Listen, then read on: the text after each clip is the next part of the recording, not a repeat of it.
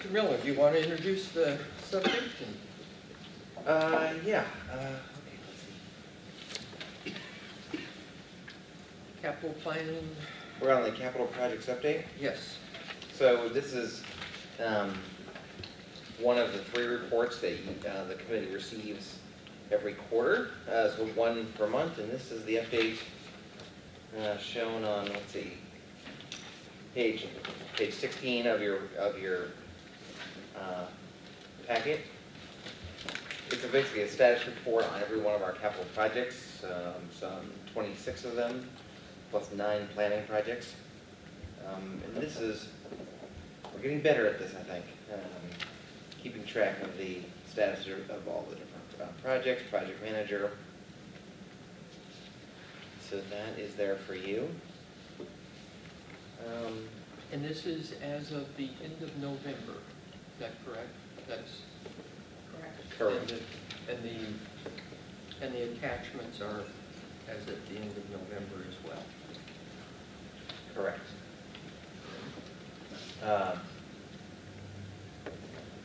Perhaps at your next meeting, remains to be seen whether or not we give you a more detailed presentation on our final presentation. There might be an action item associated with the concrete project, which is now essentially, which now is complete. And Mr. Mark is off to new and better things. How about questions on? Yeah. Is there a way to make a column? I don't want to complicate things too dramatically, but is there a way to make a column to just simply say whether we're on schedule, ahead of schedule, behind schedule on each of these things, so that we know which ones actually need to be monitored more extensively? Yeah, so that's the one on the right-hand side, far right, current status. Current status? Okay. All right, sorry about that. Okay, so that's good. Down the middle, there's something called project stage, which lists the sort of technical stage the project is in, like whether a PO has been issued or it's under construction or whatever, and then a subjective evaluation of whether it's behind schedule or on schedule. So for instance, thanks for correcting me on that. So for instance, the Howard Franklin Bridge study that's behind schedule, do we have a lot of control over that, or is that something that is outside our realm as far as getting back on schedule with that one? It's been behind schedule predominantly because halfway through the process, they came along and wanted to do the managed lane study as part of their overall use of the HOV lanes. Mm-hmm. So the Howard Franklin Bridge has been kind of waiting for that. Okay, so it's it is not out really of in our control. control, is what I'm Right, getting it's an at. act Okay, yeah, thank you.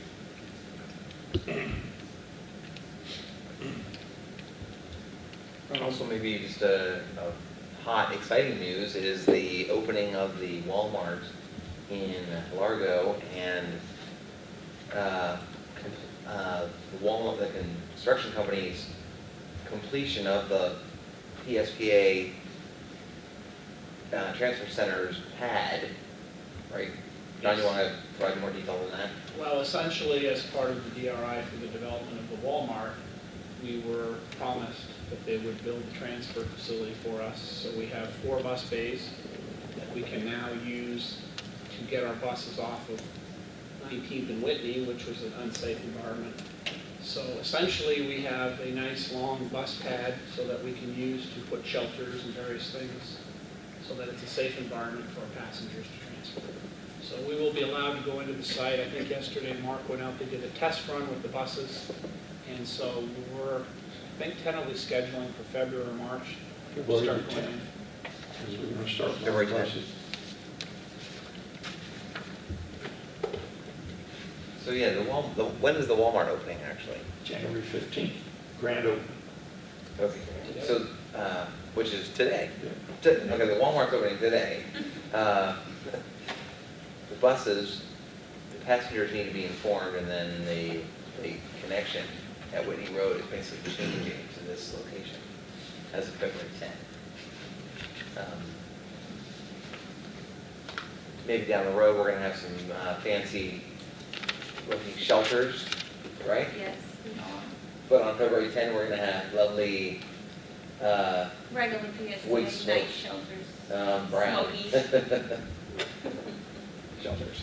But there will be shelters there. Yes, there will. Yeah. Um, The, there were a couple that caught my eye as I was looking through here. The bus pads, we're gonna get an update later on. The,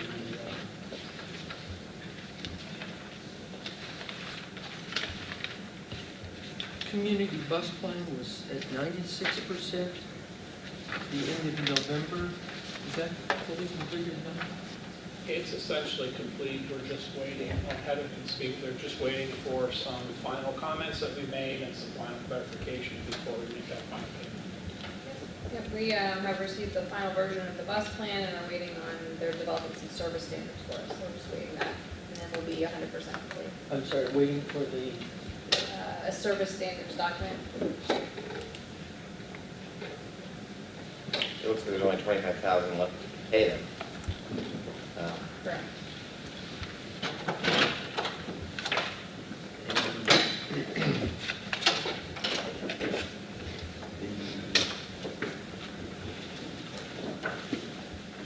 the HNTB Ernst & Young end of November shows 3% on page 46. That was Yeah. as of invoices paid. Okay. But based on the project manager's status, they were saying the project's about 80% as of November. It's just the invoices were still coming in and had not been processed. Has that been completed? Did we ever get the final? Public-private partnership study that it's the final item for them. They told Cassandra, I think yesterday, that they hope to get us that at the end of this week. So as of today, we don't have it, but that project's moving along. The bus pad one, the action item on the that We're- was pushed to the board. Yeah, I was going to do that under action items. Yeah.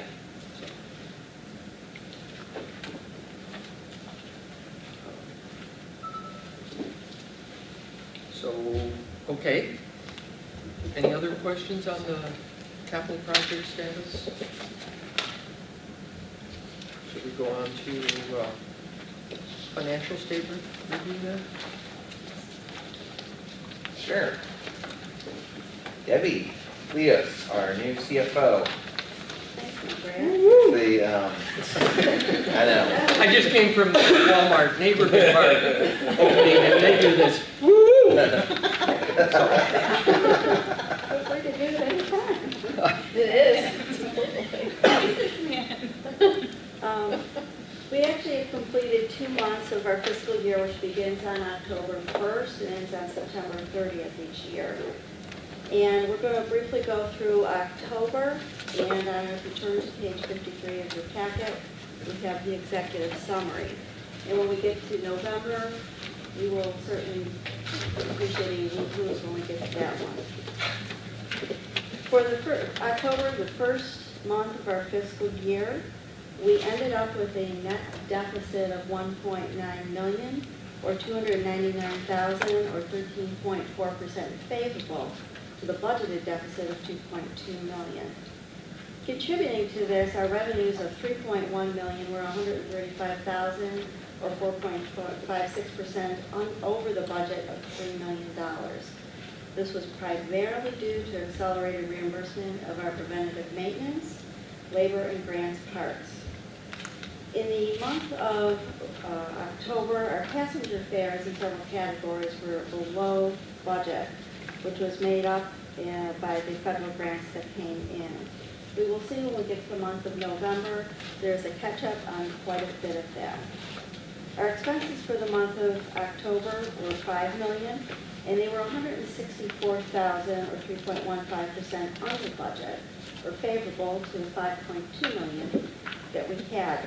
And almost every single line that we had is favorable to budget, so I applaud all of our staff for their cost containment measures. In the report, I've outlined some of the key areas where we were under budget.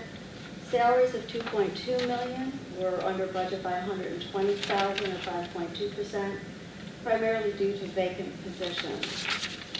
We also had, I think of note, our diesel fuel was under budget about $18,000 or 2.8%.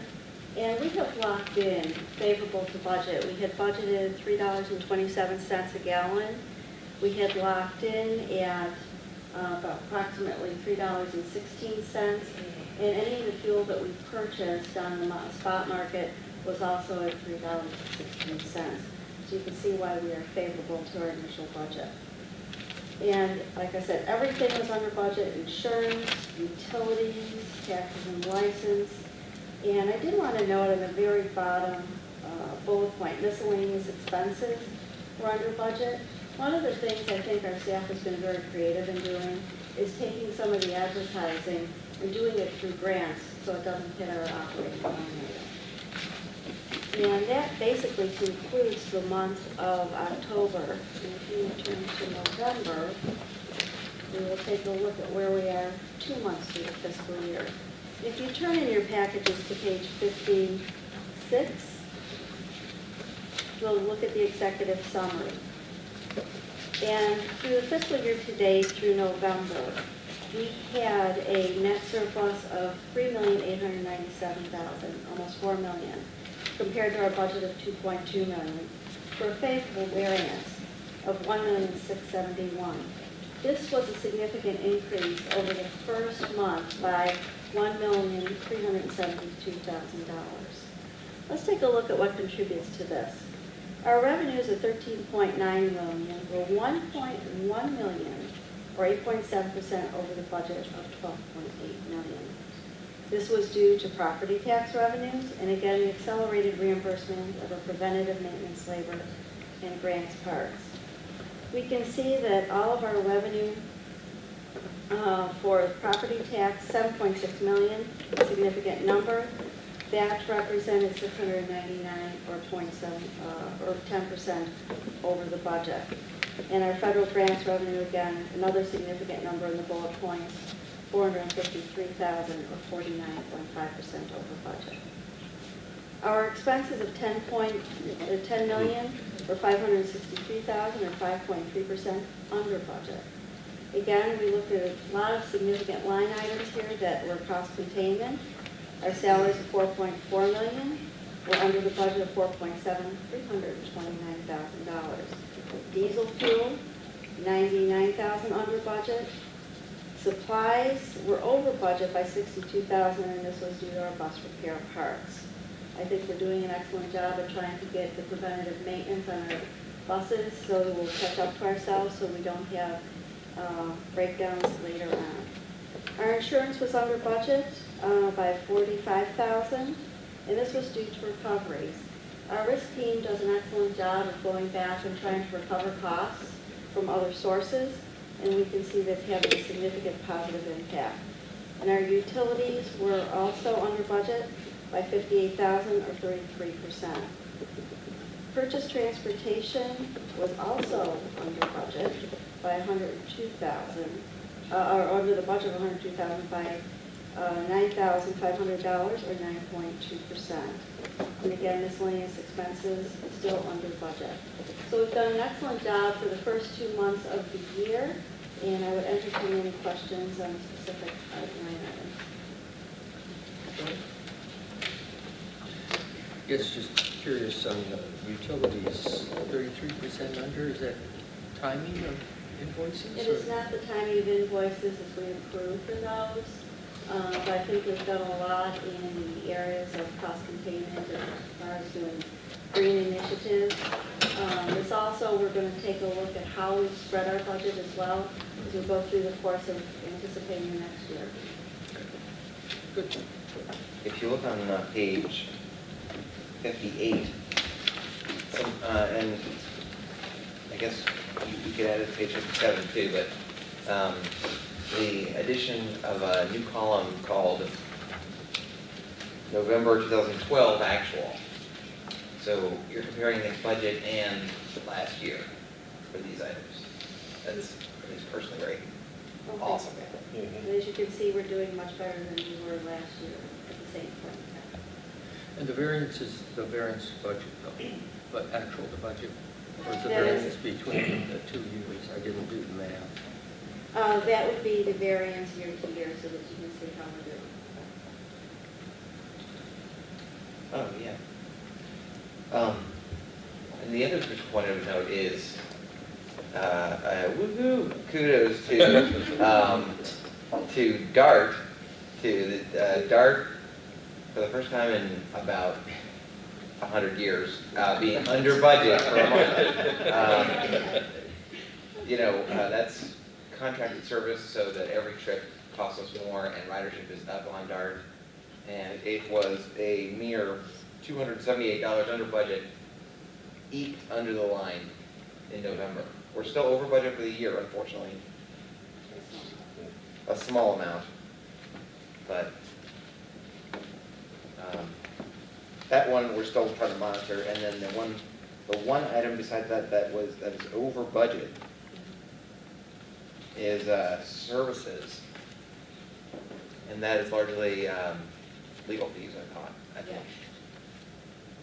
And there were significant legal fees associated with, and they still continue somewhat, with Pinellas County and negotiating the interlocal agreement from Green Lake with Pinellas County. Okay. No other questions? Let's go on to ridership operations report. That is available in your packet. October and November were 2 months that were actually not all-time records. They were almost exactly what they were the year prior as far as total ridership, and there was a change in the number of weekdays, I think perhaps even in both months, that caused the small, a very, very minimal drop. And then in December, we actually went back to our record pace. But again, that might also be just the way Christmas fell and the way the days fall. It's pretty much exactly on par with last year so far.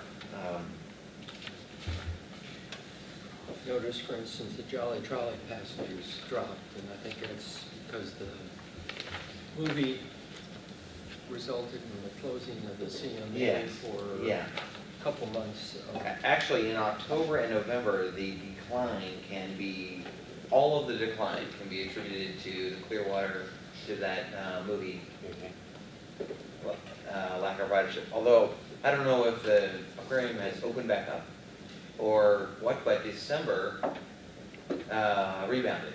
And our December Clearwater Marine Aquarium ridership was much higher than last December's was. Oh, really? Yeah. I think it was closed for 2 months, Brad, and I think they're open back up, and I know definitely on the weekends they're open. Okay. Yeah, I saw that. They held their wrap party on Monday, so it should be done. Oh, they did? Well, that's important. Thing to note. The one that I always like to look at is the total bus passengers per revenue hour. And year-to-date, we're still under a little bit on that, but still holding pretty good. Yeah. I see that. Well, we could go on to future meeting subjects. Service contracting policy, service performance standards. Have any thoughts on either one of those? No, I mean, those are,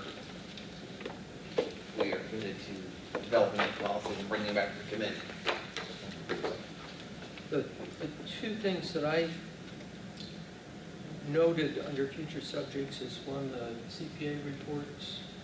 Probably we'll see those February or March. They're The audit? Yes, they are in the final stages. We got some of the final adjustments based on actual reports last week. and I believe it's going to the contrarian partner for review. And we are also, and I say we, I like this we, it's Michael, Nelson, Shveta, different people in the finance group are working on CAFRA and coming up with some wonderful statistical data. And that is also being looked at as well as the NTD, the National Transit Database Report.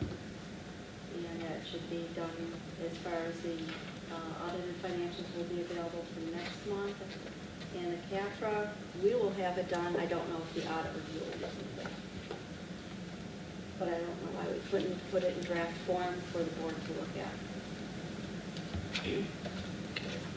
So by doing the CAFRA, we've added time to the Correct. cycle. I remember we decided we wanted to do that. I didn't internalize it. It was likely going to take a little longer, but it's probably important to do. I believe as far as a completed CAFRA from the audit perspective, it would be in March, that they would have had their opportunity to look at it. And we could present. And So the March PSTA finance meeting, or, like I said, we could always present something in draft, just to give a flavor next month of the statistical data.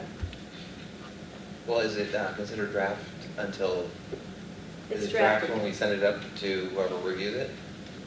It is draft, but I'm just saying until the auditors have had a chance to review. They won't have had a chance to review when we give, if we were to present it in February. Oh, okay. Okay. So if we can just get an update as to what's going on. Yeah. Sure. And then the other one that I know we're struggling, no, we're not struggling, we're anxiously awaiting some information is the Bigger Waters property assessed valuations of whether that will have, what kind of an impact that will have on the city of Clearwater. And I don't think we have any numbers other than, at least what I've heard, is that the property appraiser is saying that beginning in January, that they will then be starting to look at and update individual properties based on a potential decline in value as a result of the impact of Bigger Waters on individual properties. There have been individual properties where sales had fallen through when the new buyer found out what it was going to cost for insurance, and so it's just an unknown right now. Would you like us to add that to the agenda for next month's discussion? I think so. Yeah. Have you heard anything about that? Like yours? There are several things that are happening right now legislatively in Congress and at the state level. There are activities to try to either defer or mitigate these higher costs. There are also at least two private carriers which are going to potentially enter the flood marketplace. One is Homeowner's Choice over in Tampa, and the other is a firm that is actually financing through Lloyd's of London. And both of those will be up and running if, in fact, this is not deferred. I don't think they'll go into action unless they're necessary, but that's another possibility. I don't know what the impact will be, though, and what Bill's talking about. Excuse me, with regard to home ownership, sales losses, etc. So everything is still up in the air right now, but there are activities going on to mitigate this. Just it's unclear what the numbers will be. Because we do have a plan in place, assuming that our property tax revenue will end should the referendum pass, and that we would coast basically using reserves, and depending on what happens to the property revenue in, well, it's really not going to be this next year, because the rates would start, if any decline, would start in a year from now. Yeah, So, FY15. valuations. Right. But we're 1 month away from starting the planning process for our FY15 budget. Right. So it's timely to find out if that's gonna have an impact.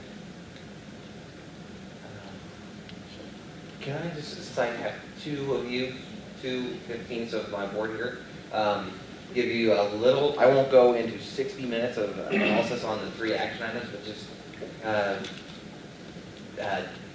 give you a 1-minute synopsis of each of those and see if there's questions that we can head off between now and next Wednesday when he's come to the PSTA board. Okay. But you said Mark, was Mark still going to try to attend or not? Was he coming over? He's not coming. He's not coming. He's not Okay, coming. then, sure. The first one, bus boarding pads for bus stops. This is a low bid contract procurement that actually the incumbent concrete pad provider won it again with the low bid. And this is the company that installs the shelter and bench and other pedestrian improvement concrete at bus stops. The second item, and Mark and Diane and Ross are here to answer any questions. Can I ask a question about the first one? Yeah. In the agenda, it says the lowest bid to do all 10 types was a budget amount of $56,000. As the winning bidder was based on the overall unit price per pad and not the overall cost. But then it says that the typical type of boarding pads installed at a cost of $5,000. So, Right. So we don't know exactly the types of pads and environments that all of these pads are going to be installed in over the next 5 years. So There are 10 different pads, as he stated. The highest cost for one individual pad was scenario number 1, which is crossing the culvert, and it cost $30,950, and that's really a lot of work, extensive amount of work. But the low bid was as low as $1,290, and each scenario changed throughout the process. And essentially, what we did is we took the average cost of all of the pads, and that is where we came up with the $5,000 per landing pad. Yeah, I think to clarify, they have 10 different scenarios. So there's 10 different kinds of pads that we pour depending on the bus stop. So they bid on each type of pad so that we would have a unit price total. But ultimately, the majority of the pads that we do are the ones in the $5,000–6,000 range. So that's why we use that range to kind of estimate how many pads we get. Now, if we ended up getting all the ones that Mark says, we wouldn't get very many, but that's not typical. We might have 2 of those and 20 of the kind that we normally get and 3 of the other.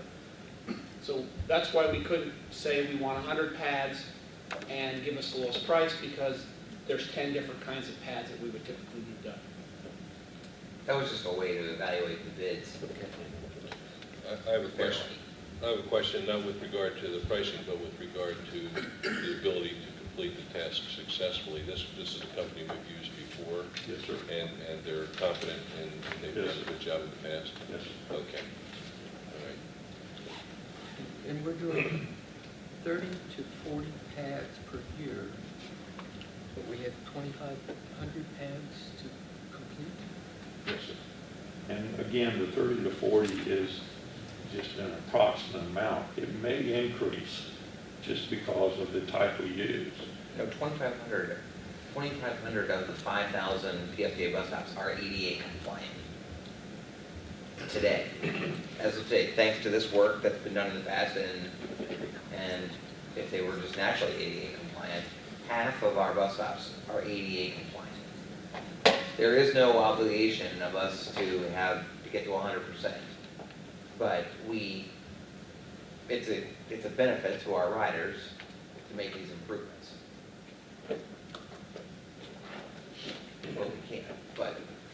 some places, some environments, it's very, very difficult, or the ridership wouldn't warrant spending $50,000 to make some kind of suspension bridge or whatever might be needed to cross whatever the situation is. Do we have an obligation for a portion of those? Or is this just we have somehow decided that we're gonna do 30 to 40 a year, or spend $100,000 a year, or what? I mean, how do we decide how many we're gonna do each year? The CIP development is a highly scientific analysis by our planning and PAM staff, and it's identified the available grant funds that are available for this item, and so we live within the CIP line item available funds. There was, I can't remember how many years ago, some years ago, a lawsuit, a settlement with the AV community where PSTA committed itself to making a certain number of stops compliant, but we have accomplished everything that was within that settlement, and we're under no additional obligations from that.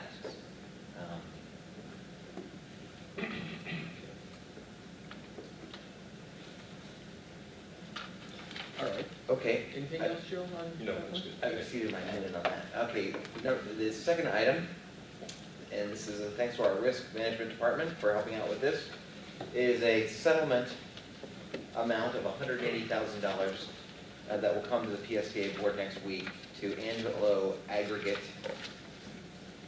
related to underground soil contamination at the St. Petersburg former PSTA bus garage. And the write-up is pretty self-explanatory, but essentially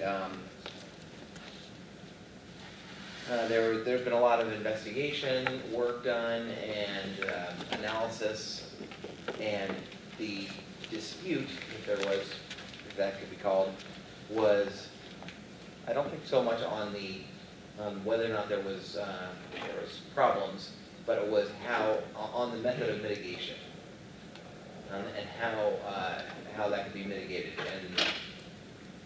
And Angelo's was up at 600, and we were down around 100, and settlement is recommended at 180.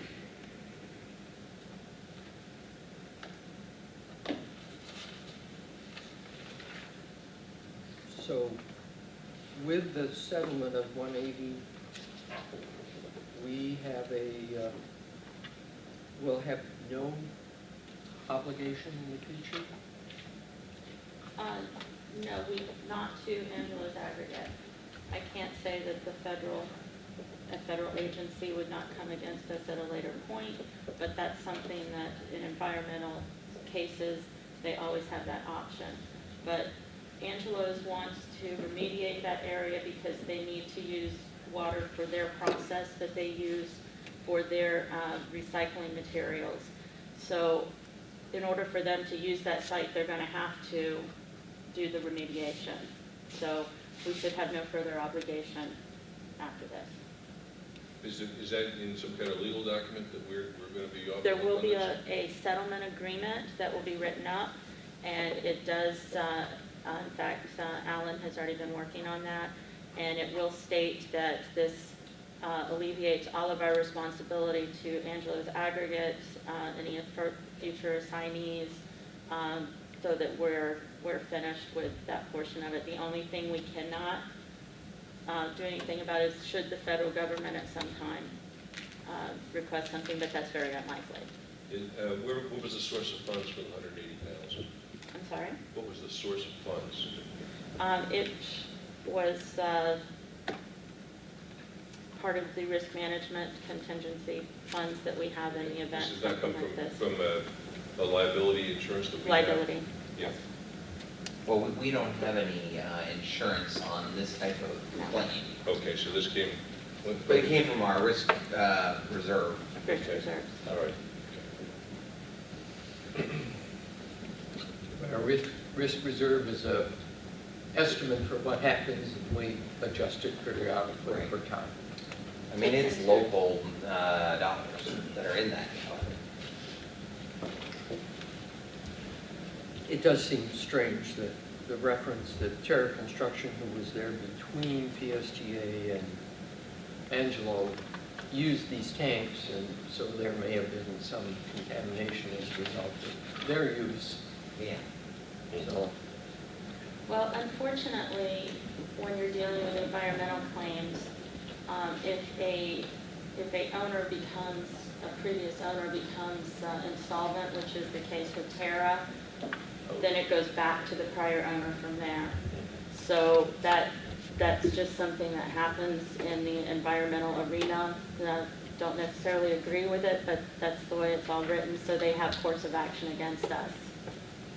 Have these tanks been removed now? No, they are planning to do the remediation, and I believe that Angelo's is intending to actually utilize those tanks in the future. They are actually using the garage facilities for their vehicle repairs, and part of their development plan is to utilize those tanks in the future. They have told us they have not used them. We have nothing other than their word. We tried to look at some aerial photographs and things to see if we could determine if there were ever tanker trucks there. We were not successful with that. But part of their plan is to utilize those tanks, so they will be bringing them up to. Do we have any obligation with regard to the condition of the tanks or anything like that? No, not Okay. at this point, no. Okay.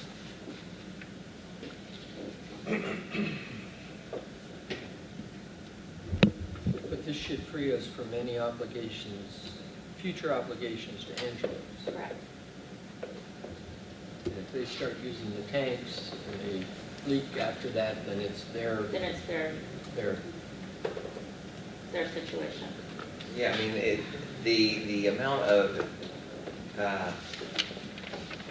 evidence that our side developed, or information our side developed that would lead or would question whether this could be pegged as our fault, is substantial. So perhaps a better way to look at the 180 number is not necessarily that this is what we owe for damage that we caused, because perhaps we didn't cause any of it. There's maybe even a likeliness. It's the way I like to look at it is, this is lower cost than it will cost me to pay the lawyers and the other environmental experts down the road to win. And there's no guarantee that we would win, you know? Right. Whenever you're in a suit situation, it's no matter, we may have great evidence, and it just depends on how it's looked at in a trial. But this was a rail yard, back in the day. Yeah. We have Because ours. We- We have ours. I mean, this is substantially less than it would cost us to try this case and go all the way through the court system with it. Okay. Anything else on that one? Okay, so then the last item, which was sort of the main item, and will be an action item on the PSTA meeting next week, without the committee's recommendation, is to move forward with changes to our discounted bus pass program. Our TD, it's called Transportation Disadvantage Bus Pass Program. And this came before the committee in October. And you will recall that the public defender for Pinellas County, Mr. Bob Dillinger, came and was concerned because, he was concerned that we were raising the price on the lowest income folks in our community. And so we took a step back and said, no, we're not trying to stick it to low-income people, and let's take a look. We want to make improvements. And so the presentation I was gonna make, but I won't, goes into exactly what the plan would do, and that this actually is favored by the people that are currently receiving, the Transportation Disadvantage Fund, bus pass, and we actually believe it'll save them money.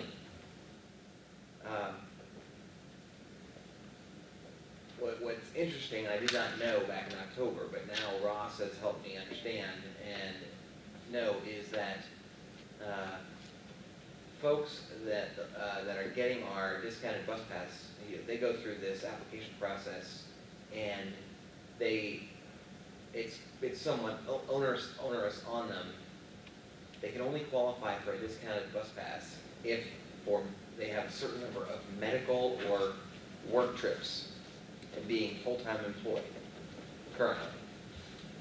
If they have more than 10, they get a monthly pass, medical and work trips. If they get 10, they have less than 10, they only get a 10-day pass. That is the biggest concern that existing customers tell Ross and his staff all the time, is that 55% of them are told you only have 9 medical trips this month, so you only get a 10-day pass.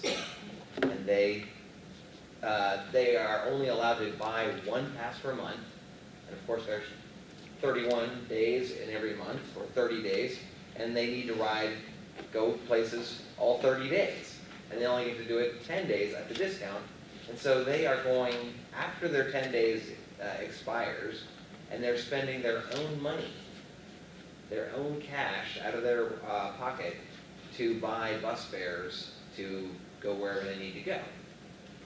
So they're constantly asking, can I get a monthly pass?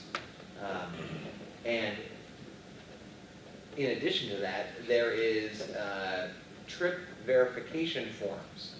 We require everyone, in order to get the discount, to submit a form to PSTA every month that verifies that I, Brad Miller, took 11 trips that were qualified under the program.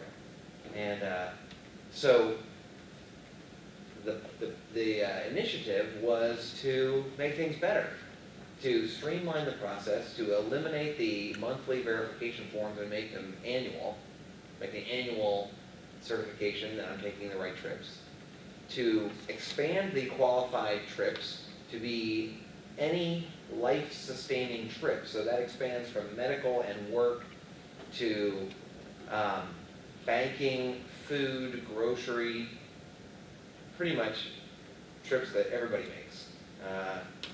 And we think that many more people will qualify. We think 90% of people will qualify for the monthly pass. But we're going to say anyone can choose to get the monthly pass now. Give them their choice. And we think 90% of the folks, at least, will choose that. What we're also proposing to do is break the recipients up into 2 categories, those that are below poverty and those are 100 to 150% above poverty. If you're above 150%, you don't qualify for the discount at all. We're proposing to keep the 10-day pass for everybody the same price, $5. $5 for 10 days worth of riding. That means that anyone can choose to not have any increase if they don't want to, if they don't have the money. But for those that are 100 to 150% above the poverty, their monthly pass price, if they choose, will increase to $20. Now, the reason that we are proposing to increase that fare, that fee, is to manage the PSTA fare revenue program as best we can. Again, folks who are currently getting a 10-day discounted pass are still riding PSTA the other days of the month, and they're giving PSTA some $250,000 worth of cash in total. If we gave them all monthlies, we would lose that $250,000 in cash. We'd gain the 825s in monthlies, passes.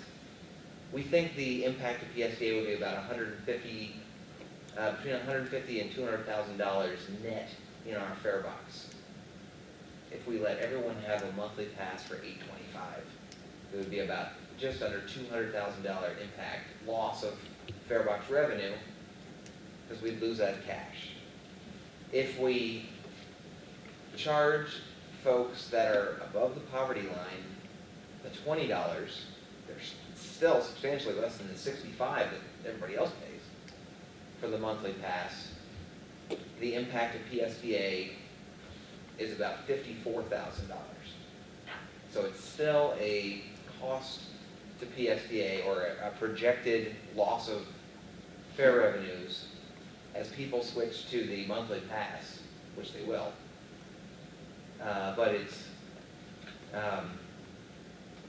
I'm willing to recommend that, because I think it'll give so many more people an opportunity to have trips. Now, fast forward to this past Friday, Ross and I went to the Homeless Leadership Board, Council? Board. And made a presentation. And after some thought on this, or second thoughts on how it went, the committee, and they're focused on, they're mostly either elected officials or agency heads of homeless-oriented nonprofit organizations, were generally supportive of this. Of course, I think, Ross, you can clarify, all or almost all of their client base are below poverty, so are not affected by this proposal. And they love the idea of streamlined paperwork, etc., because the majority of people that apply for the TD bus pass, the discounted bus pass, don't apply on their own. They apply through an agency. It's perhaps even 75 or 80% of the applicants are coming through a nonprofit agency to get the bus pass.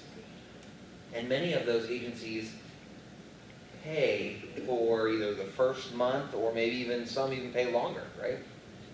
They pay the co-pays, the client doesn't pay at all. So I think the response we got back from the Homeless Leadership Board was positive on this. They're so excited about it, and they know the need for their clients to have transportation, that they kind of went a little bit further than that, and they really wanted PSTA to think about how we can make it free.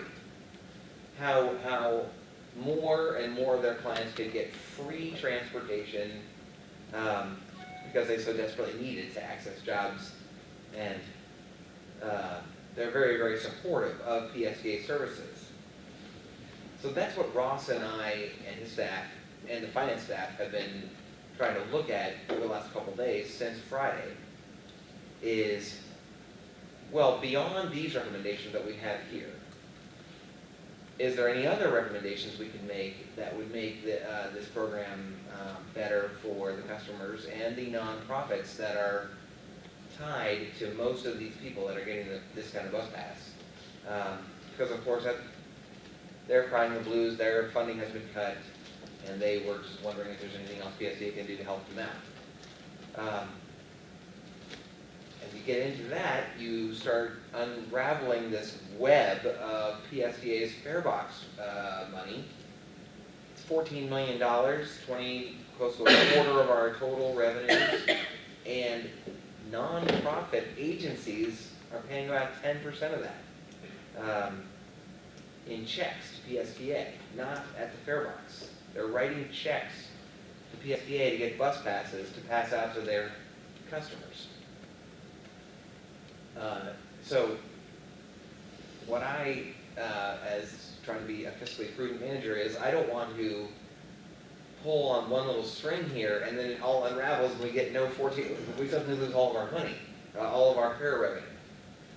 But to the extent we can streamline things and make sure that the nonprofits are getting the discounts that they already can get, we want to be able to do that. So the way I had set up the action item for your meeting today was to go ahead and recommend the changes to go into effect as we presented them March 1st. The MPO and the MPO's local coordinating board, which includes Brian Scott, so he's already seen this presentation, already approved this to move forward. Ross and I are going to go on Friday to, what's it called? It's called like the Service Providers Council to the Homeless Leadership Board, I think it was called. To have further discussions about this.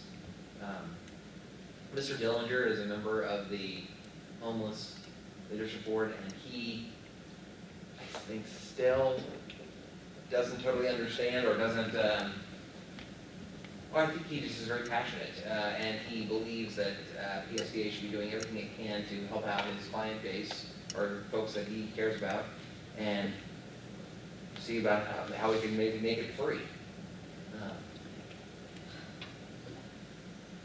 So, maybe down the road, the Finance Committee can have more discussions about our fair policy in general, and how we make it as fair a policy as we can.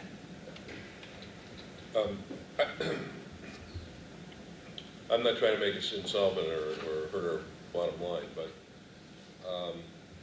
from a public opinion, public vision standpoint, going from $8.25 to $20 is a pretty big hike, percentage-wise. And is this going to cause us any adverse publicity at a time when we're trying to work on Green Light Pinellas, which has some opposition already? I don't want to try and make additional negative publicity come out as a result of a more than doubling of what we're currently charging for this. So, dollar-wise, the number is still very fair, but percentage-wise, the increase is substantial, and that's possibly a public relations issue. Yeah, well, that's exactly why we held off on and brought this back to you after Mr. Dillinger raised those concerns back in October. Again, what we've done since then is we've done a survey of our customers who are getting the TD Pass and asked them whether or not they would be supportive of this proposal.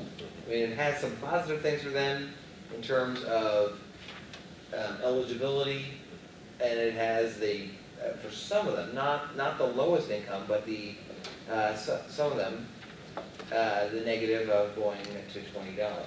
And overwhelmingly, they are supportive of it. And why would they do that? It's because they're actually paying more than $20 in total every month, because they're only getting the 10-day pass. So they're saving money off this deal, and they think it's great. And that's the primary people. In other words, what we're saying is the primary people who would be impacted by this are in favor of it. Yeah. Okay. Yeah. But that's it. That's a hard soundbite, I think, to present. And then what I realized just newly on Friday was, well, really it's the agencies. It's the agencies that are paying this money on behalf of their clients. So while we surveyed the clients, and maybe they filled out the survey, maybe they were kind of being disingenuous, because they're not actually, it's not their money. It's the agency's money. So that's why going on Friday and trying to talk to some more agencies. Can we get some kind of endorsements or statements that they're in favor of this? Yeah, I think. Ross, does that make sense? I think that, there's a couple of keys here. First is that the local coordinating board, we took back to them, they're comprised of predominantly people from service agencies, including someone who's who's the head of Daystar, which is an agency serving the homeless. And so we had a unanimous vote of support from them for these changes, and we brought them back to them in November. So that's a huge endorsement there. The other key piece is just that I think that if we encounter any public relations around it, is to help people to understand that there's two groups here. There's the folks who are homeless and who are below the poverty level, and only things that are good are happening for them. There's no increase in cost. And most of them are going to get the monthly pass, whereas today, most are getting a 10-day pass and paying more money out of pocket. And then there's the group who are over 100% of poverty. And most of those folks are people who are working full-time. And some of them, I talked to a gentleman yesterday who has been on the program for about 8 years, paying $825 a month for his bus pass. And his income, he got a pay raise. And so now he's over the income criteria, he's over 150% of poverty. So now he has to pay $65 for his pass. And he asked me about it, he wasn't upset, he just asked me about it. Just want to make sure, so yes, oh, that's too bad. And he said, but I really appreciate all the time I've been able to get this pass for $825. It's made a really big difference for me. And it's okay for me to go out and spend $65 on it now, it's okay. So the people are okay. And the agencies are not paying for his pass. The agencies are paying for people's passes who are below the 100% of poverty. So it's just a matter of getting them to see it versus having a knee-jerk reaction to that $825 to $20 and seeing those dollars on a piece of paper. The question I had, going back, you said $14 million. That's the total fair revenue to the agency for the year. And you said the nonprofits are paying about 10% of that through the program that they buy passes for some of their clients. Yeah. Then a person that is below the poverty level, what is the cost of a 31-day pass for those folks? $8.25. Okay, for 31-day pass. Yeah. What is the cost to them, and that's if they have more than 10 trips a month? Right. If they have less than 10 trips a month, what do they pay for a 10-day pass? $5.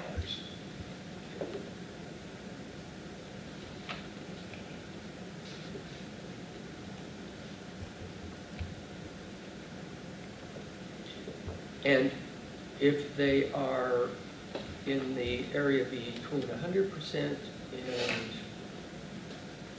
150,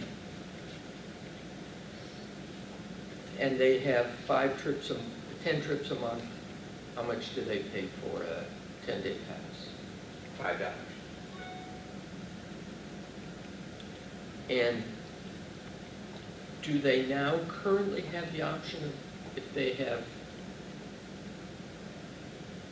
Nobody has any options today. They are told, based on the number of trips, whether they get the 10 or the 31. Okay. So, Starting on March 1st with this new program, subject to the board approval, they will suddenly have a choice, and we believe, based on the survey, that 90%, at least 90%, will all choose to get the 31 day. so that's people that have 10 or less now have the option of buying a Discounted 31-day pass. 31-day pass for $20 instead of spending $65. Yeah. One slight correction, the criteria is changing March 1st. So right now, to get a monthly pass, a 31-day pass, you have to either have 10 or more medical trips, or you have to be working full-time, 30 hours a week or more. So the criteria for qualifying for the 31-day pass, regardless of your income within that eligible range, is going to change to 13 or more qualifying trips in any of those 5 priority areas that Brad presented to you earlier as being life-sustaining trips. So including grocery, including trips to the pharmacy, including trips to get a check cashed. So most people will, can come up with 13 qualifying trips and be eligible for 31 days. Okay, so right now, in order to get a discounted 31-day pass for $825, how many, you have to have how many trips? Either 10 or more medical trips, Uh-huh. or you have to be working 30 hours a week or more. More than 10 or 30 hours a week. 30 hours a week or more paid employment.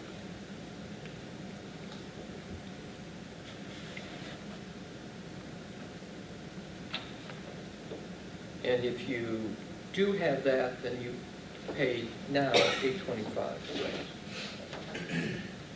And so what we're opening up is for those folks that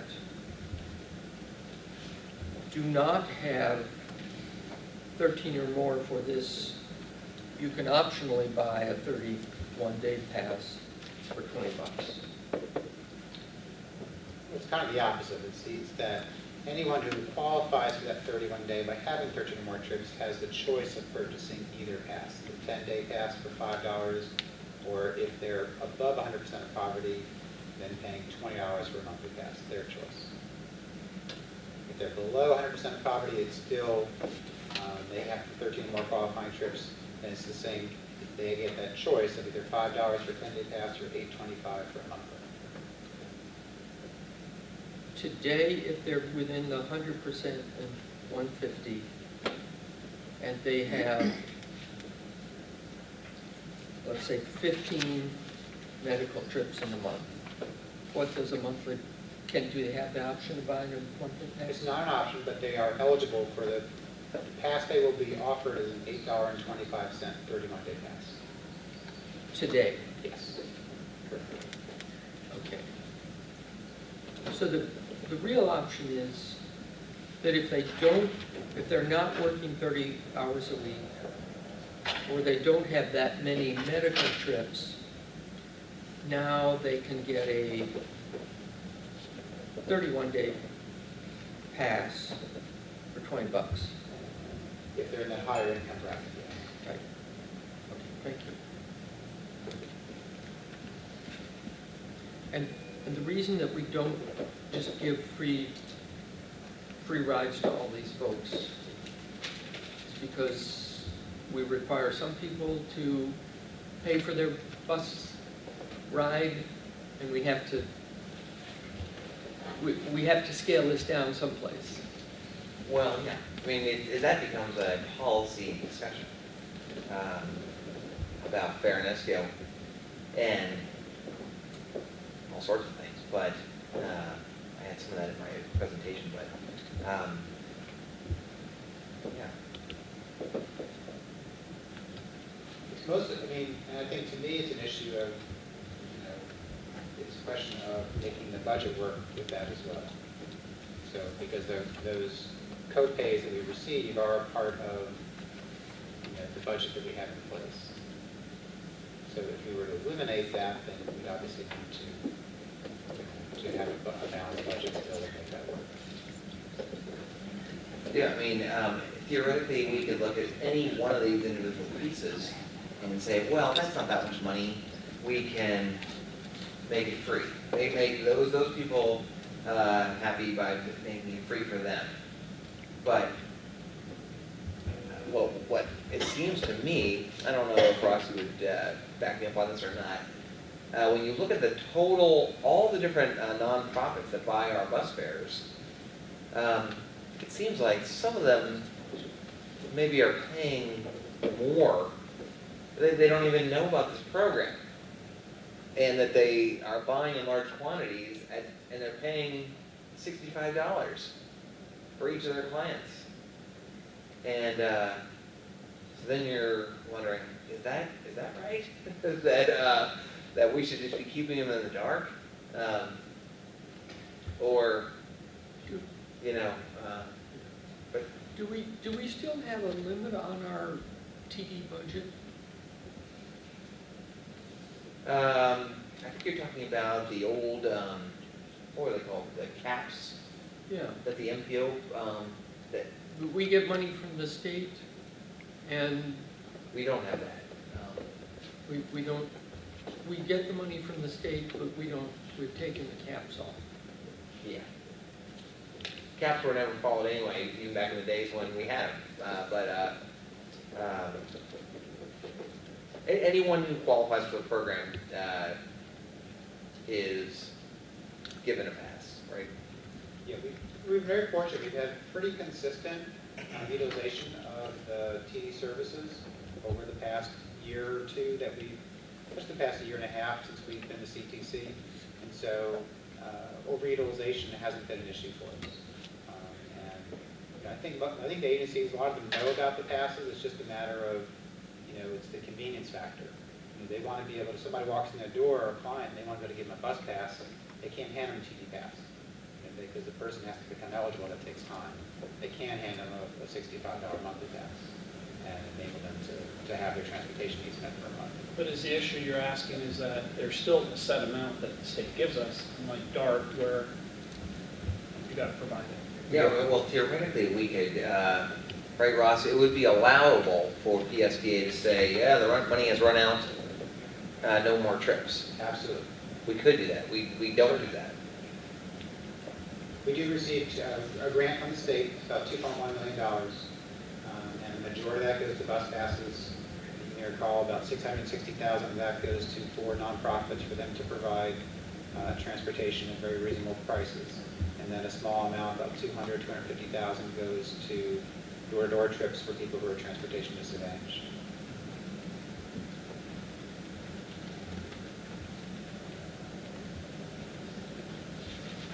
During that comment, I thought of something and I've lost it, so. So even though you're the only person here, and I'm basically preaching there, I do want to I feel obligated to show you my graph that I made. Just wasting everybody's time. No, you're right. We're all here to serve. Thank you. Well, I used to be the chair of the Minimized. local coordinating board, so I have some experience in those, but I struggle. Oh, shoot, I with left that this, thing there. so. It should be minimized unless you took the. Yeah. When you go to a two-tier system, it's a little tricky.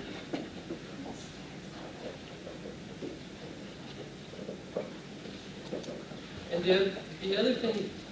Here we go. The qualifying trips you used to have to submit every month. Yeah, the trip verification form still has to be submitted every month if you want a monthly pass. And so we're going to change that so it becomes an annual process. No one else in the state requires it to be submitted every month. It's a huge paperwork burden for the clients and for us. So we are going to go to an annual. Yeah. We've been doing annual, but we're going to make the trip verification form only require an annual, unless someone's qualifying trips change.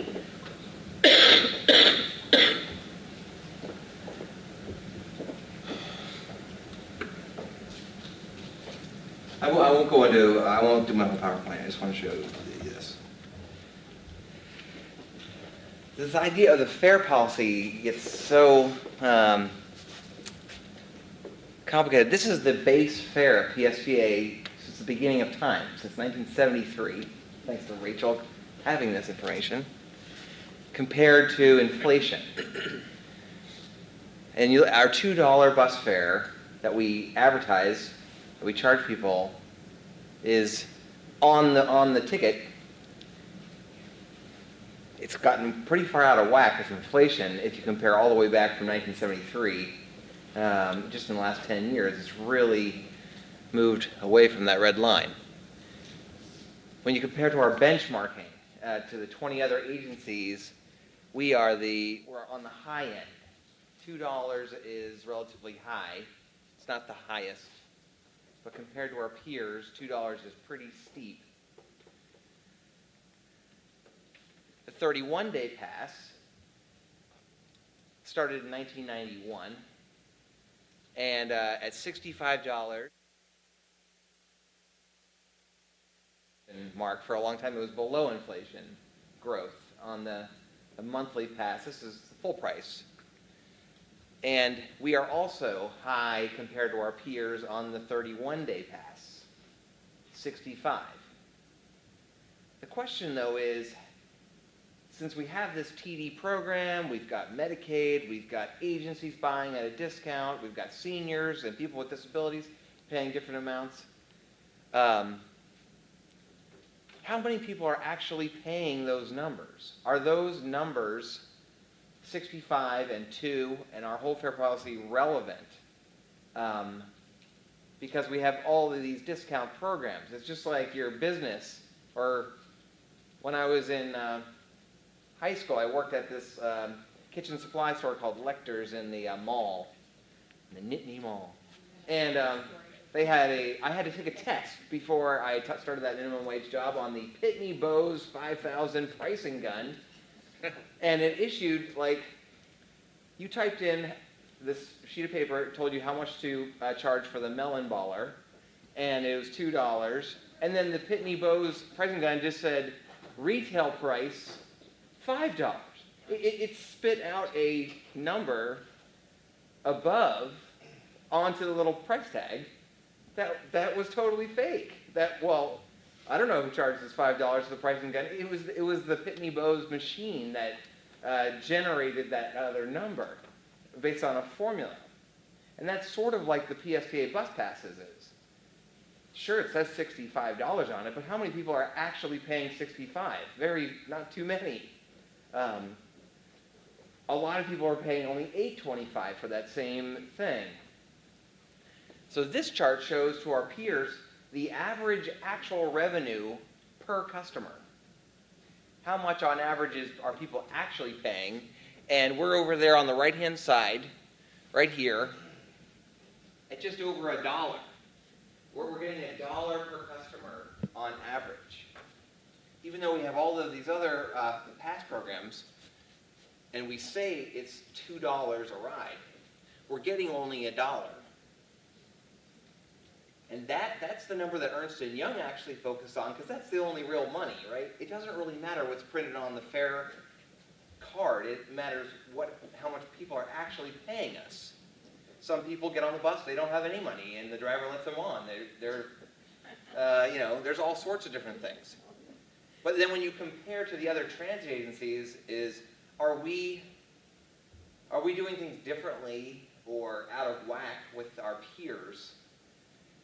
The answer is pretty much no. I mean, instead of being the third or fourth highest fare, we're now, I think, the sixth or seventh highest of our benchmarking peers as far as how much customers are actually paying to ride on average. And if you look at ours, it's been going up pretty, what is that? 8 years, over the last 8 years, we've been getting more money. Mr. Johnson, who's been on PSTA for a while, you know that there was a time when the economy was really struggling, and especially with this TD program, Ross knows this, that we were doing a lot of changes to the TD and Medicaid programs with the MPO and really reducing the amount of discounts people could get and creating these 10-day and monthly options to reduce the discounts fairly substantially. And that drove up the revenue per customer. I think that's the reason why the revenue per customer has been going up, is that we've been ratcheting down all of these discounts we've been giving. But it's really up to the PSTA board and the policy about whether or not how we want to treat the fare for the riders. I just wanted to show that. But that's where it gets into the whole, well, if we made it suddenly free, would we drop down to like one of these other cities where they have the low 60 cents per customer?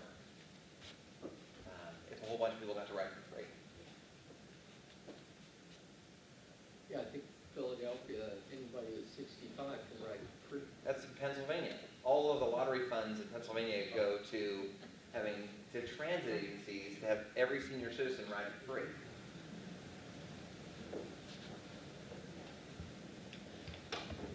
Anyway. Okay. other questions? No, that's good. Throughout this, I'm not arguing the pricing, I'm arguing whether or not it's politically Yeah. the right thing to do at this time, that's all. Well, Pricing-wise, I think we're being more than fair. That's not the issue. So, Well, to me, it goes back to the base policy of, should we offer free transit without any revenue source other than either our sales tax or the property tax?